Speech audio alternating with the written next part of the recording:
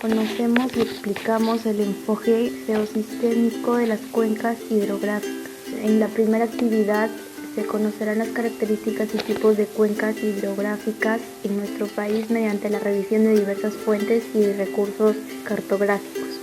En la segunda actividad se explicará los elementos que componen una cuenca hidrográfica desde el enfoque geosistémico. Conocemos las características de las cuencas hidrográficas.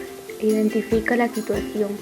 En nuestro país existen 159 cuencas hidrográficas que se distribuyen en el territorio nacional en 3 áreas o vertientes hidrográficas: la vertiente hidrográfica del Pacífico, la vertiente hidrográfica del Amazonas y la vertiente hidrográfica del Titicaca. Infórmate y reflexiona. Tenemos que leer el recurso número 1 titulado La cuenca hidrográfica y responder: ¿qué espacios conforman una cuenca hidrográfica? La cuenca hidrográfica es un sistema, hay una unidad geográfica e hidrológica formada por un río principal y todos sus territorios están asociados entre el origen del río y su desembocadura. Pregunta número 2. ¿Cuál es la diferencia entre cuenca endorreica y cuenca exorreica? La diferencia es que las cuencas exorreicas son aquellas que drenan sus aguas al mar o al océano. En cambio, las cuencas endorreicas son aquellas cuyas aguas desembocan en lagos, lagunas o salares. Pregunta número 3. ¿Cuál es la diferencia entre la cuenca reica y las dos cuencas anteriores? La diferencia de las cuencas arreicas con las dos cuencas anteriores es que estas son aquellas cuyas aguas no desembocan en ningún cuerpo hidrográfico, pues se evaporan o se infiltran en el suelo hasta desaparecer. Además, solo se presentan en zonas áridas o desiertos donde existen pequeños cursos de agua de carácter temporal o intermitente. Pregunta número 4. Ubica el río más cercano a tu localidad. ¿A qué tipo de cuenca pertenece?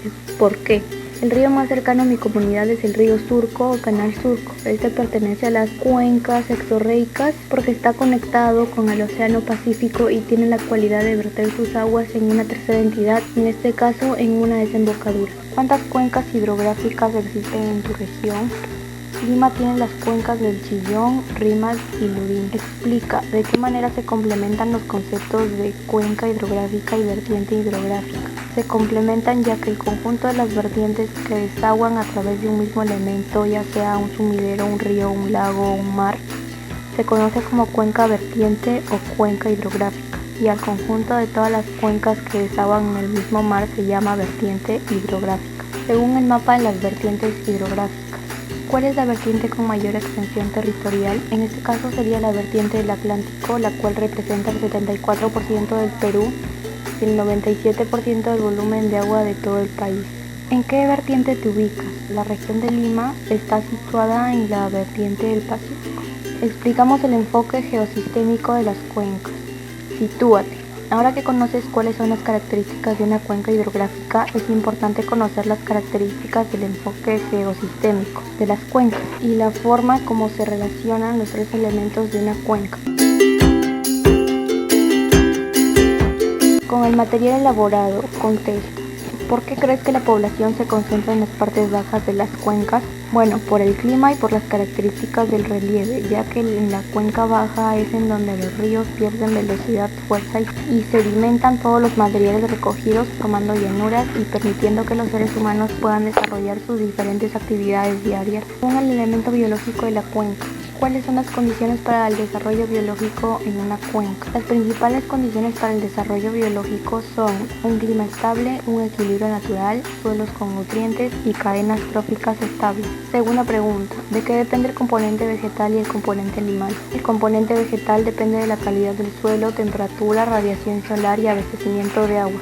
Por otro lado, el componente animal dependerá de la disponibilidad del alimento, lugares para cobijarse y clima adecuado. Según el componente humano de la cuenca, ¿por qué las personas ocupan las partes medias y bajas de las cuencas? El ser humano en sus actividades suelen establecerse en las partes media y baja de las cuencas debido a las características del relieve y a los climas templados y cálidos. ¿Cuáles son las consecuencias? Esto trae consigo las actividades extractivas, industriales y de construcción, las cuales generan fuertes impactos en el equilibrio ecológico. Además, abre paso a la destrucción de hábitats, causando la pérdida de biodiversidad en cuencas. Asimismo, se da la sobreexplotación de recursos naturales y, por tanto, la contaminación ambiental. Explica las 4 funciones de las cuencas. Las cuencas tienen 4 funciones: la función hidrológica, la función ambiental, la función ecológica y la función socioeconómica. El reto de la semana. A partir de los aspectos abordados, tu reto es elaborar un organizador de información en el que sintetices los siguientes aspectos. El primero, cuencas hidrográficas, considerando los elementos y los tipos. Y el segundo, el enfoque geosistémico, considerando los elementos y sus características.